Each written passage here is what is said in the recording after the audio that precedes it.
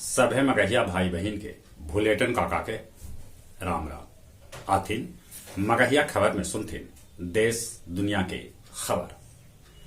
देश में 6 महीना बाद कोरोना फिर से एकदम उतुंग शिखर पर पहुंच गलक।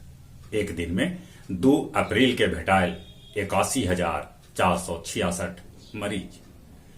बिहार में 99 दिन बाद 24 घंटा में भेटायल रिकॉर्ड 662 कोरोना के केस। उन्हें महाराष्ट्र के पुणे में 7 दिन लेल लगा देवल गेल मिनी लॉकडाउन। आयकर रिटर्न दाखिला करे लेल नया फार्म जारी कर देवल गेल। असम में एगो प्रत्याशी के कार से ईवीएम बरामद कल गेल। 4 गो निर्वाचन अधिकारी के सस्पेंड कर देवल गेल। वहां आप दोबारा चुनाव करावल जाए। अपन देश के निर्यात में 58.23% के बढ़ोतरी होल है। अलवर में किसान नेता राजेश टिकैत के काफिला पर हमला करल गए। बिहार में क्लास 1 से क्लास 8 तक के लइकन के सोमवार से जून महीना तक पढ़ावल जाए पिछलका क्लास के पढ़ाई। पुलवामा में भाजपा नेता पर हमला करे वालन 3 गो आतंकी के ढेर कर देवल गए। नवादा में मरे वाला के संख्या कम न रहल है। फिर होल 4 गो आदमी के मौत।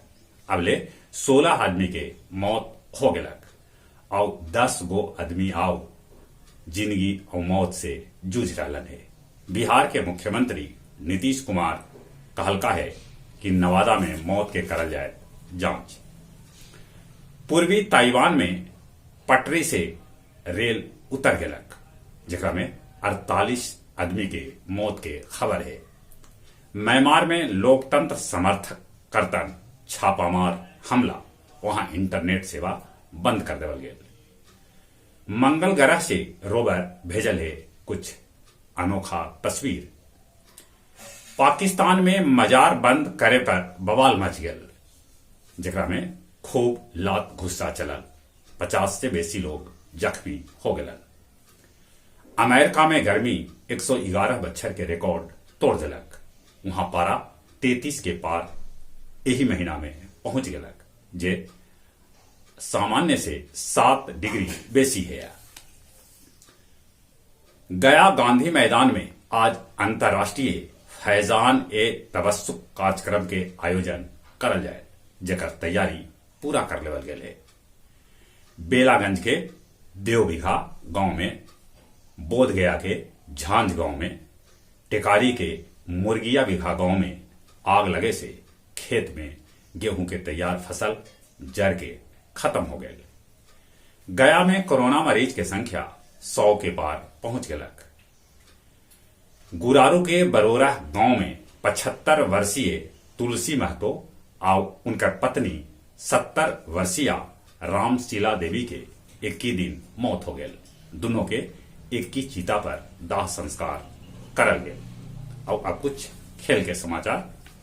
गया जी के आजाद पार्क में 23-24 अप्रैल के आयोजित करल जाए राज्य स्तरीय महिला कबड्डी प्रतियोगिता, जगह में राज्य के 8 गो महिला टीम भाग लेता है। पाकिस्तान दक्षिण अफ्रीका के एक दिवसीय मैच में 3 विकेट से हरा दिलक।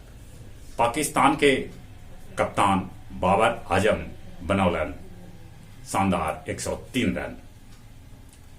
ताशकंद में हुए 2023 में पुरुष विश्व मुक्केबाजी चैंपियनशिप, जहां तक मौसम के सवाल है, मौसम गड़बड़ चल रहा है। मौसम विभाग के अनुसार तेजी से गर्मी बढ़ रहा है। पारा 40 डिग्री के आसपास जल्दी ये पहुंच जाते। गर्मी से बचथिन, बदलित मौसम से बचथिन, साथे साथे कोरोना से बचे ले मुंह और नाक पर मास्क लगाथिन, सोशल डिस्टेंसिंग के पालन करथिन, बहरे से घरे अला पर नीमन से हाथ साबुन से धोथिन। चली एक बार फिर से अपने सभी के भुलेटन काका के राम राम।